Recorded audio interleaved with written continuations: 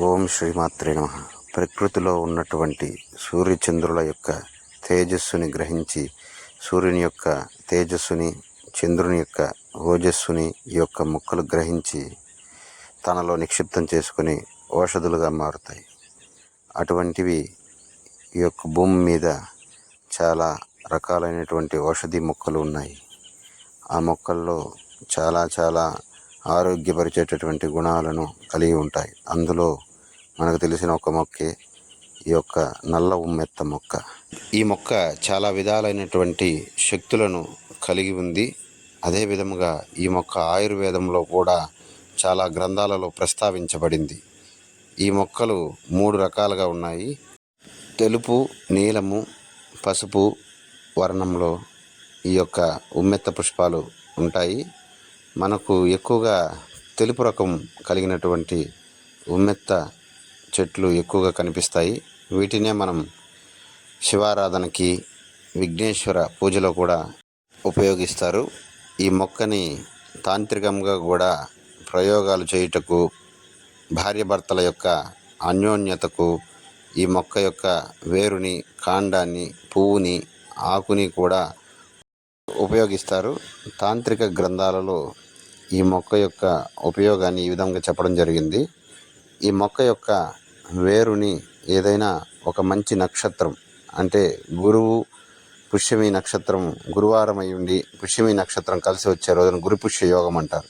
ఆ నక్షత్రంలో కానీ, లేదా పుష్కరార్క యోగంలో కానీ, ఆదివారము పుష్యమి నక్షత్రం వచ్చే రోజున కానీ, లేదా గ్రహణము రోజున కానీ, శుక్రవారం కానీ, ఆదివారం కానీ, మంగళవారం కానీ, లేదు ఈ 3 కలిసి వచ్చిన అమావాస్య రోజు కానీ ఈ యొక్క మొక్క వేరుని పూజా విధానంతో తీసుకొని వచ్చి, అనగా ముందు రోజు ఈ మొక్క దగ్గరకు వెళ్ళి ఆ మొక్కకు చెంబు నీళ్లు పోసి నమస్కరించుకొని ఇంటికి వచ్చేయాలి.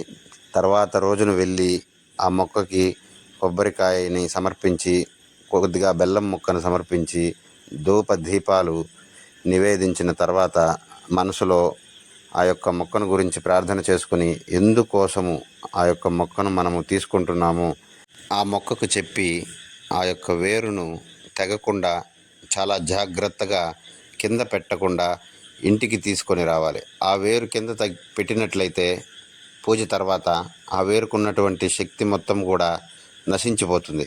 కాబట్టి ఆ వేరు కింద తగలకుండా జాగ్రత్తగా తీసుకొని దాన్ని ఇంటికి తీసుకువచ్చి గంగాజలంలో కానీ, లేదా శుభ్రమైనటువంటి నీటితో ఆ వేరును కడిగి దానికి పసుపు, గంధము రాసి బొట్లు పెట్టి మన యొక్క పూజా మందిరంలో 11 రోజుల పాటు నిష్టగా మాంసభక్షణ అనేది చేయకుండా పూజించాలి.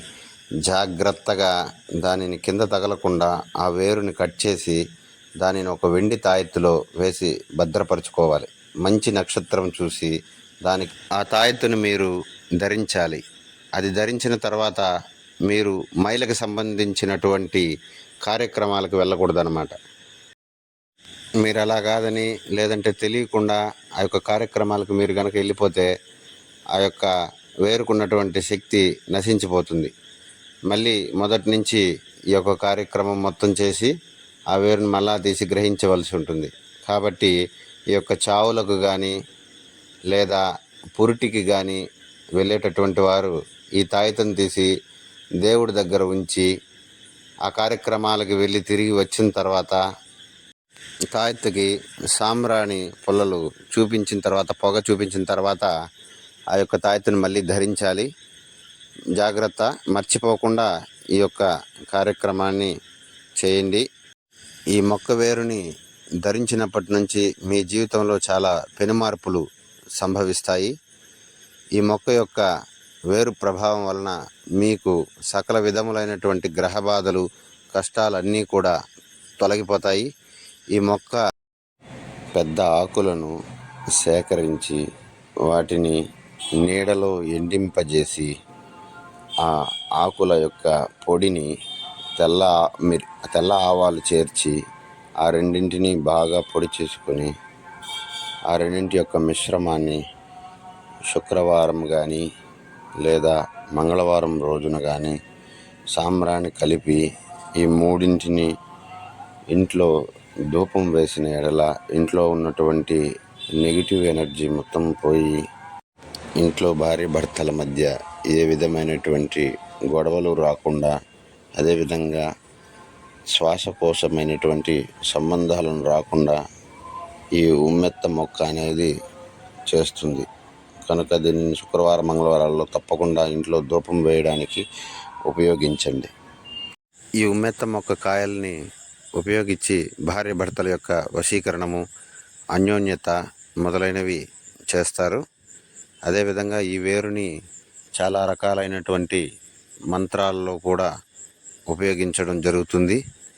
ఈ యొక్క మొక్కని డైరెక్ట్గా శరీరంలోకి తీసుకోవడం చాలా ప్రమాదకరం. దానికి మందు కూడా చాలా కష్టం తయారు చేయడం. కాబట్టి వైద్యుల యొక్క పర్యవేక్షణలో ఈ యొక్క మొక్కని వాడడం చాలా మంచిది. ఈ మొక్కని చాలా తంత్ర గ్రంథాల్లో ప్రస్తావించడం అయితే జరిగింది. ఈ మొక్క యొక్క ఇంకా కొన్ని ఉపయోగాల్ని నెక్స్ట్ వచ్చేటటువంటి ఎపిసోడ్లో నేను మీకు తప్పకుండా తెలియజేస్తాను. పిచ్చి కుక్క కాటు లేదా కోతి కొరికినా కూడా ఈ యొక్క ఆకు రసాన్ని బాగా దంచి దాన్ని అలాగే ఆ యొక్క పుండుకు పెట్టి కట్టేసిన ఎడల ఆ యొక్క అందులో ఉన్నటువంటి విషాన్ని మొత్తం ఈ ఆకు లాగేస్తుంది. నల్ల ఉమ్మెత్త చెట్టు యొక్క ఆకుల రసాన్ని పేను కొరికిన చోట ఆ యొక్క రసాన్ని మర్దన చేస్తూ ఉంటే ఆ పేను కొరికిన చోట కూడా ఈ నల్ల వెంట్రుకలు వచ్చేటటువంటి ప్రతి అవకాశం ఉంది. కూడా ఇంట్లో పెంచుకోవలసిందిగా కోరుకుంటున్నాను. వీలైతే ఈ నల్ల ఉమ్మెత్త మొక్కల యొక్క విత్తనాలని అందరికీ అందించేలా చేస్తామని ప్రయత్నం చేస్తున్నాను. ఈ నల్ల ఉమ్మెత్త మిమ్మల్ని ఈ కాలంలో మనకు కనిపించినటువంటి శత్రువుల నుండి కూడా మిమ్మల్ని చాలా వరకు కాపాడుతుంది.